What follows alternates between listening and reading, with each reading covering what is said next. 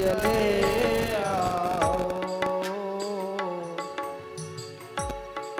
आप सबको ही मीठी मीठी तालियों का स्वागत करते हुए हमारे श्री ठाकुर जी को यहाँ पर बुलाएंगे। आज उनका यहाँ पर क्या है, प्राकट उत्सव है ना, तो हमारे ठाकुर जी को मीठी मीठी तालियों के साथ स्वागत करते हुए ठाकुर श्री बाकी बिहारी लाल को यहाँ पर बुलाएंगे और उनसे क्या कहेंगे, गोविंद चले आओ, गोपाल चले आओ, गोविंद चले आओ, गोपाल चले आओ। मेरे मुरलीधर माधव, मेरे मुरलीधर माधव, नंद लाल चले आओ, गोविंद चले आओ, गोपाल चले आओ।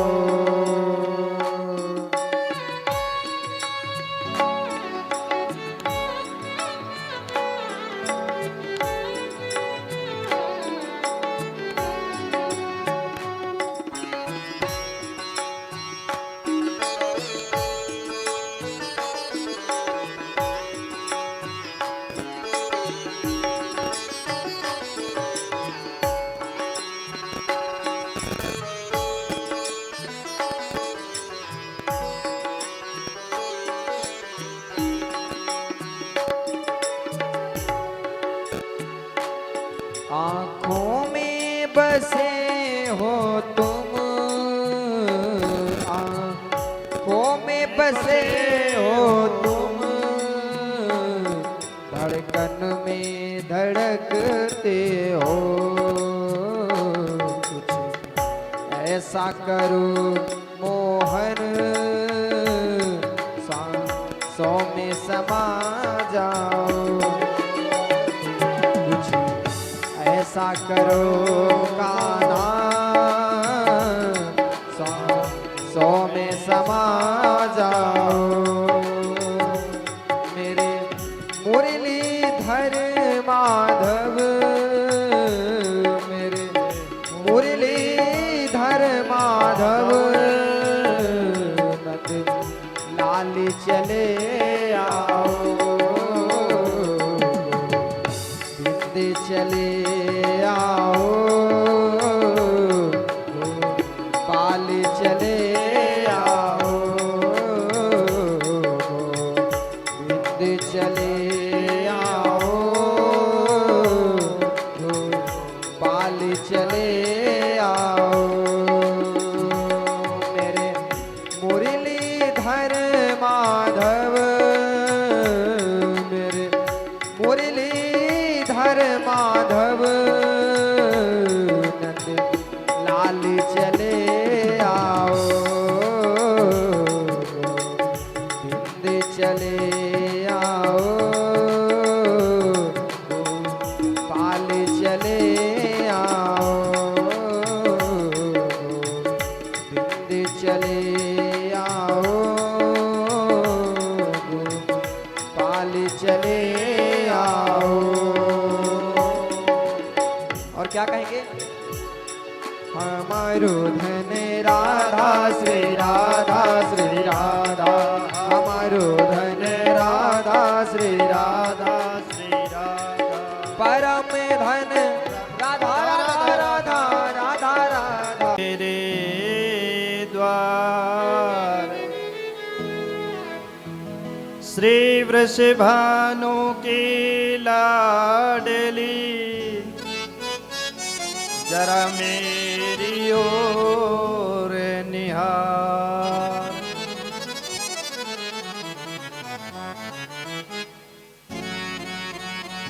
मिश्री से मिश्री कहे, क्षीर से कहे क्षीर, छोटो सो गोपाल मेरो हारे हृदय की पीड़ बुद्धिहीन तनु जानिके सुमिरो पवन कुमार बल बुद्धि विद्या देहु मोहे हरहु कलेश विकार।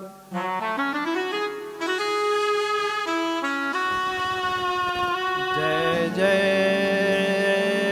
श्री राधे जय जय श्री राधे जय जय श्री राधे श्याम।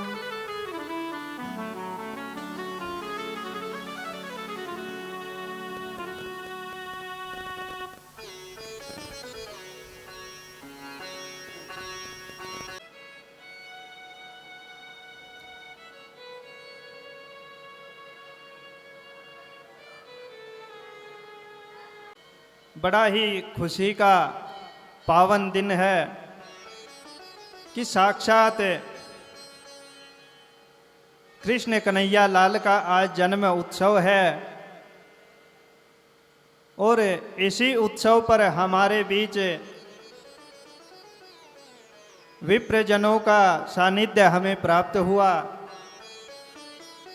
इन सभी का हम व्यास मंच की ओर से बार बार आभार व्यक्त करते हैं। कहते हैं कि संतों के विप्रों के संग से बिगड़ी भी सुधर जाती है। संतों का संग हमेशा करना चाहिए। और पूज्य श्री सद्गुरुदेव भगवान बताते हैं कि ग अक्षर से 5 कृपाएं होती हैं। जिस किसी पर ये 5 कृपाएं हो जाती हैं उनका जीवन धन्य हो जाता है। ग अक्षर से सबसे पहले आते हैं हमारी गौ माता। गौ माता सभी को अपने घर में रखनी चाहिए। फिर उसके बाद आती है गंगा कृपा। गंगा माता भी जिन पर अपनी करुणा अपनी कृपा बरसाती है उनको सभी पापों से मुक्ति मिलती है और उनका जीवन धन्य हो जाता है। उसके बाद ग्रंथ कृपा। हमें ग्रंथों का भी परस्पर संग रखना चाहिए। धार्मिक पुस्तकों का गुरुओं की महिमा का हमें अनुसरण करते रहना चाहिए। भगवान की कथाओं का श्रवण पान हमें करते रहना चाहिए। उसके बाद चौथी कृपा आती है पूज्य श्री सद्गुरुदेव महाराज की। गुरुजी महाराज की कृपा होती है तो जब गुरु की कृपा होती है तो वो सीधे गोविंद से मिला देते हैं। तो इस प्रकार ग अक्षर से 5 कृपाएं होती हैं। बोलिए श्री सद्गुरुदेव भगवान की जय हो। अब कथा प्रसंग पर आते हैं कि ध्रुव जी महाराज वन में तपस्या के लिए निकल जाते हैं। नारद जी ने देखा कि ये मात्र 5 वर्ष का बालक है और अपनी माता के कहे हुए वचनों से भी ये क्रोधित होकर के भगवान को पाने के लिए आ गया है। इसने ये भी नहीं सोचा कि वन में जाकर कहाँ रहना है, क्या खाने पीने की व्यवस्था होगी, कैसे मैं अकेला इतना छोटा बच्चा वहाँ रह पाऊँगा। ये सब कुछ बिना सोचे ही वो घर से निकल जाते हैं।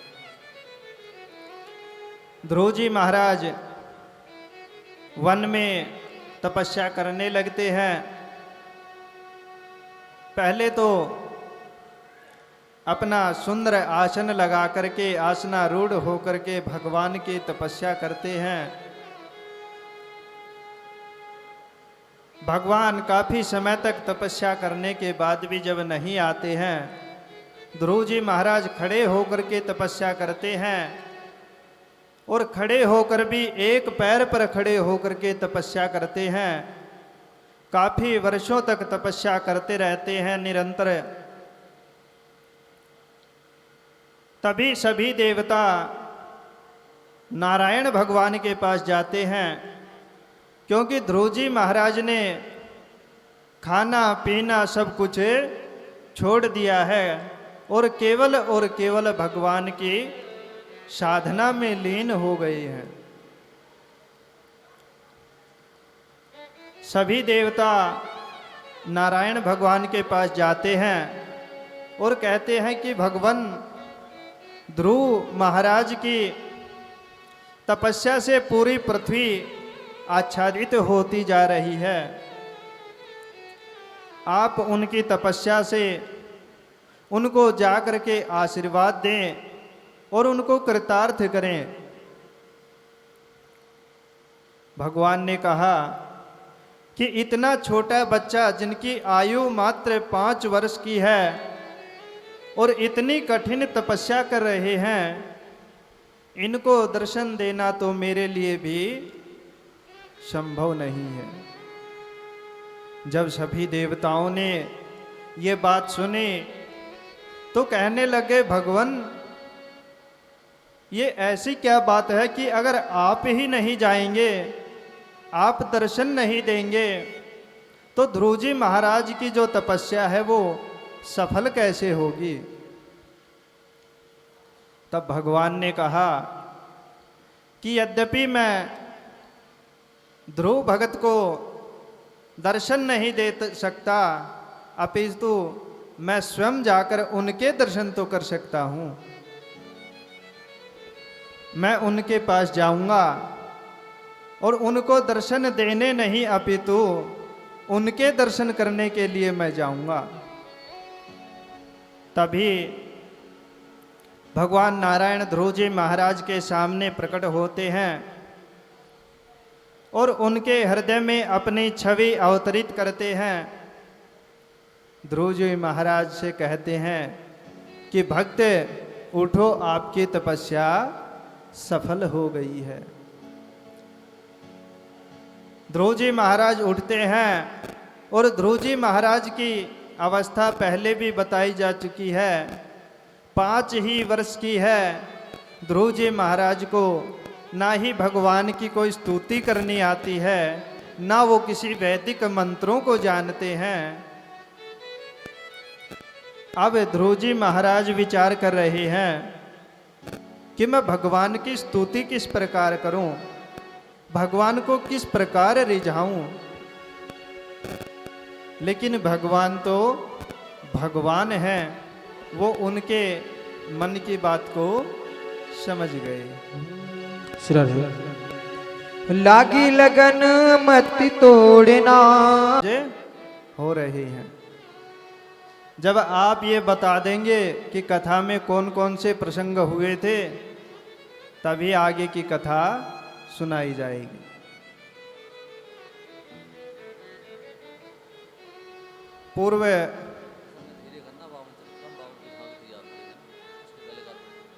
पूर्व प्रसंग में हमने श्रवण किया था, करदम देवहूति का विवाह हुआ और उनके यहाँ सुंदर कपिल भगवान का प्राकट्य हुआ। करदम जी तपस्या के लिए चले गए उसके बाद मनु जी की अन्य संतानों के बारे में बताया गया। आदिदत्त हिरण्याक्ष का वाराह भगवान ने उद्धार किया और एक प्रसंग को हमने छूते मात्र प्रणाम किया था, जो हमारा प्रसंग था ध्रुव चरित्र का। उत्तानपाद के पुत्र ध्रुव जी हुए, जिनकी माता का नाम था सुनीति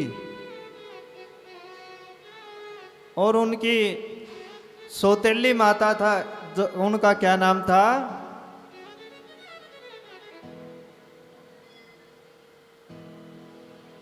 सुरुचि। सुनीति और सुरुचि। जब माता सुरुचि ध्रुव भगवान को ताना मार देती है, तपस्या के लिए कहती है, तो ध्रुव महाराज वहां से क्रोधित होकर अपनी माता के पास जाते हैं और उनकी माताजी बड़े प्यार से ध्रुव जी को समझाती हैं कि यद्यपि वो तुम्हारी माता हैं, अगर उन्होंने कुछ आपको बोल भी दिया तो आपको उस बात के क्रोधित नहीं होना चाहिए। आप तो वहां जाकर केवल अपने पिता महाराज की गोद में बैठ पाते, लेकिन उन्होंने तो, आपकी माता सुरुचि ने तो ऐसा मार्ग बता दिया कि आप उस तपस्या को करने से पिता ही नहीं अपितु परम पिता की गोद को प्राप्त करोगे। बोलिए सच्चिदानंद भगवान की जय हो। अब ध्रुव महाराज की अवस्था इस समय केवल 5 वर्ष की ही है, लेकिन उन्होंने निश्चय कर लिया कि माता ने आज मुझे तपस्या का ताना मारा है, तो मैं कुछ हो जाए तपस्या ही करूंगा और भगवान को प्राप्त करूंगा।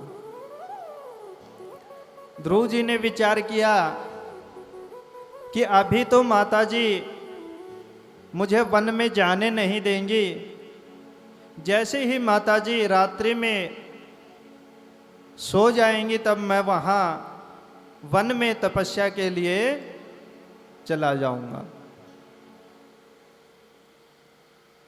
ध्रुव जी महाराज रात्रि के समय में तपस्या के लिए निकल जाते हैं और वन में जाकर के अनेकों वर्षों तक भगवान की तपस्या करते हैं।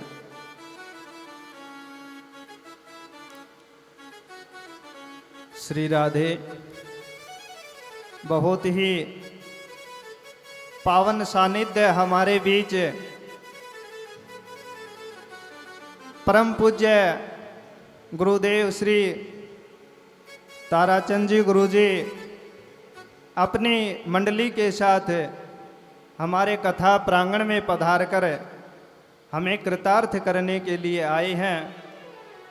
सभी विप्रजनों को व्यास मंच की ओर से कोटि कोटि नमन, कोटि कोटि प्रणाम।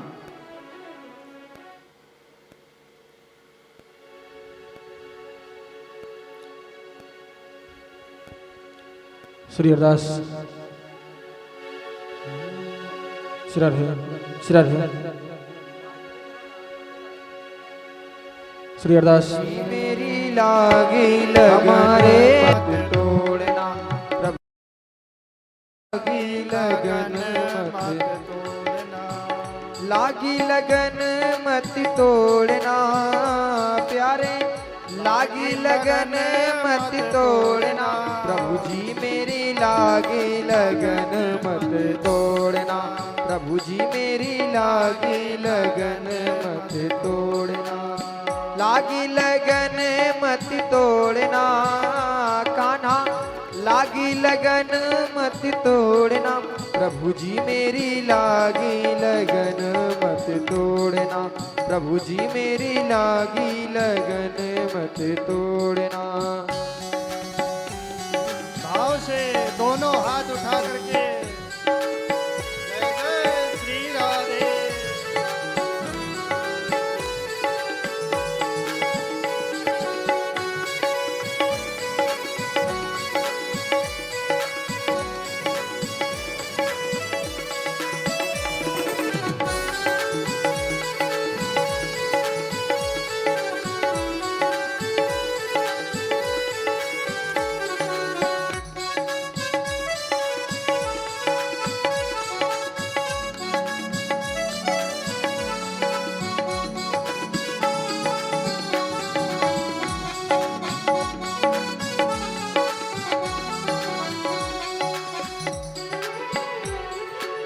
खेती बुवाई मैंने तेरे नाम की, खेती बुवाई मैंने तेरे नाम की। देखिए हम आप सभी ठाकुर जी के नाम अपनी खेती बुवाते हैं ना। किसके नाम बुवाते हैं? ठाकुर जी के नाम। कौन सी खेती? जीवन की, है ना। तो क्या कहना है? खेती बुवाई मैंने तेरे नाम की, खेती बुवाई मैंने तेरे नाम की। मेरे भरोसे मत छोड़ना प्यारे, मेरे भरोसे मत छोड़ना, प्रभु जी मेरी लागी लगन मत तोड़ना, हरि जी मेरी लागी लगन मत तोड़ना। लागी लगन मत तोड़ना प्यारे, लागी लगन मत तोड़ना, प्रभु जी मेरी लागी लगन मत तोड़ना, प्रभु जी मेरी लागी लगन मत तोड़ना।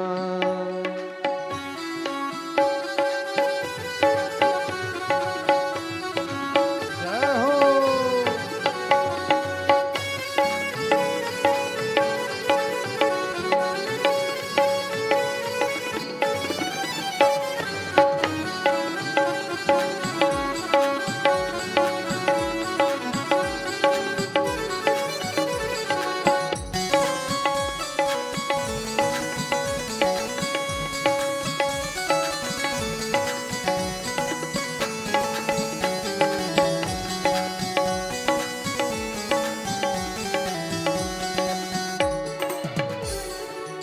जल है गहरा नाव पुरानी, जल है गहरा नाव पुरानी, जल है गहरा नाव पुरानी, जल है गहरा नाव पुरानी।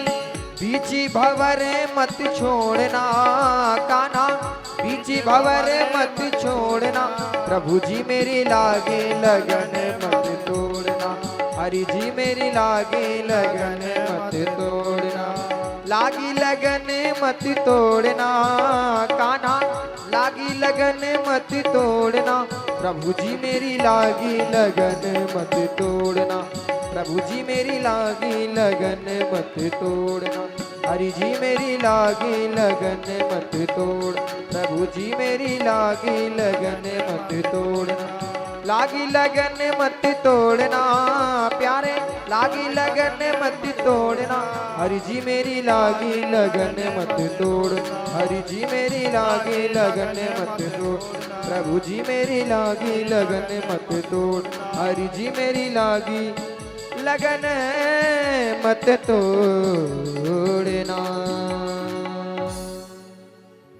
बोलते हैं कि भगवान हमें मनवंतरों की कथा बताइए कि मनवंतर क्या है, कितने मनवंतर हैं और इन मनवंतरों में कौन कौन राजा हुए हैं और कौन से मनवंतर में किस भगवान ने अवतार लिया है।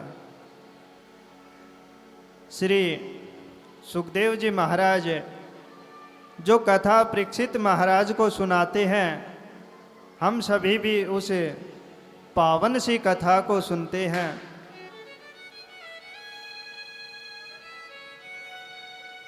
सुखदेव जी महाराज बताते हैं कि राजन कुल 14 मनवंतर होते हैं और अभी हमारे 7वां मनवंतर चल रहा है। 7वें मनवंतर में राजा स्वयंभू मनु हैं और उनकी पत्नी इस मनवंतर में महारानी शतरूपा है। इस प्रकार वो अनेकों सभी मनवंतरों के बारे में बताते हैं। फिर भगवान का पावन सा अवतार चौथे मनवंतर में तामस मनु हुए।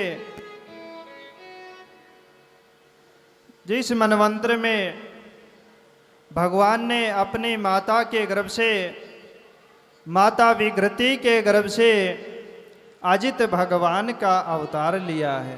बोलिए अजित भगवान की जय हो।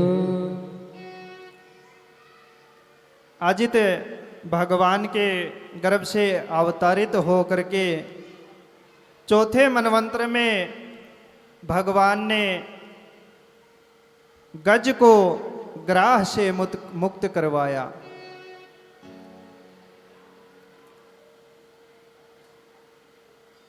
गज और ग्राह की पावन सी कथा हम लोग श्रवण पान करेंगे।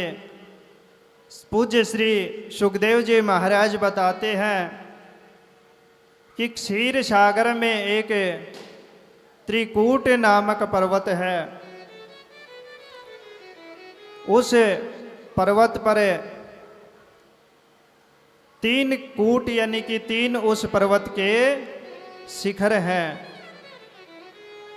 एक शिखर, एक चोटी तो उसकी सोने की है, एक चांदी की है और एक चोटी उसकी कुधातु की है। कुधातु कौन सी होती है? सोने चांदी को तो आप लोग समझ गए होंगे, लेकिन तीसरा शिखर उनका कुधातु का है। ये कुधातु कौन सी धातु होती है?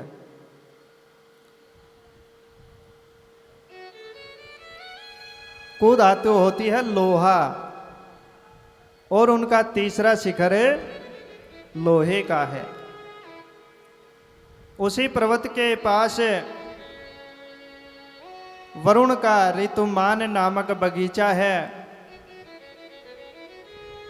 और उस बगीचे में एक गजराज रहता है जिसकी हजारों पत्नियां हैं और उन सभी पत्नियों से उनके अनेक पुत्र भी हैं। एक बार गजराज ने विचार किया कि समुद्र में जल पीने के लिए चलते हैं, थोड़ा विहार करेंगे, जल पी करके वापस आ जाएंगे। गजराज अपने परिवार के साथ वहां से जाते हैं। जैसे ही जल में प्रवेश करते हैं, जल में प्रवेश करने के बाद उस जल में एक ग्राह रहता है जो उस हाथी के पैर को पकड़ लेता है। हाथी शरीर से इतना विशालकाय होता है कि हाथी ने जैसे ही उसको महसूस हुआ कि किसी ने उसके पैर को कुछ स्पर्श किया है, तो हाथी तो वैसे भी मतवाला होता है, पूरा भरपूर उसका शरीर होता है। उसने सोचा ऐसे ही कोई छोटा जलचर जीव होगा, चला जाएगा, मेरा क्या बिगाड़ सकता है। लेकिन वो जलचर जीव जो ग्राह बना हुआ था वो धीरे धीरे हाथी के पैर को जकड़ता जा रहा था। अब गजराज जब जल पान कर रहा है जल में विहार कर रहा है, तब तक उसको कोई चिंता नहीं है कि उसको ये भी नहीं पता था कि उसका पैर इतना जोर से जकड़ा जा चुका है कि उससे बाहर भी नहीं निकला जाएगा। जब काफी समय हो गया तो गजराज ने विचार किया कि अब घर चलना चाहिए। जैसे ही गजराज जल से बाहर निकलना चाहा, उसका पैर हिल नहीं पाया। गजराज ने बहुत प्रयास किया अपने आप को छुड़वाने के लिए। अपनी पत्नी, अपने बच्चों को बुलाया, सभी ने पूरा प्रयास किया, लेकिन वो गज को ग्राह से नहीं छुड़ा पाई।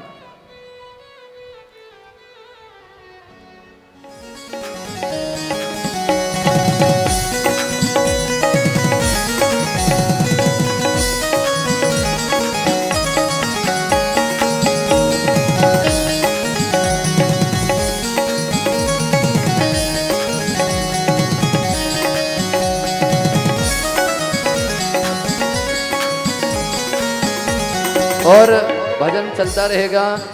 हमारे मुख्य यजमान, मुख्य यजमानी जी आकर के बामन भगवान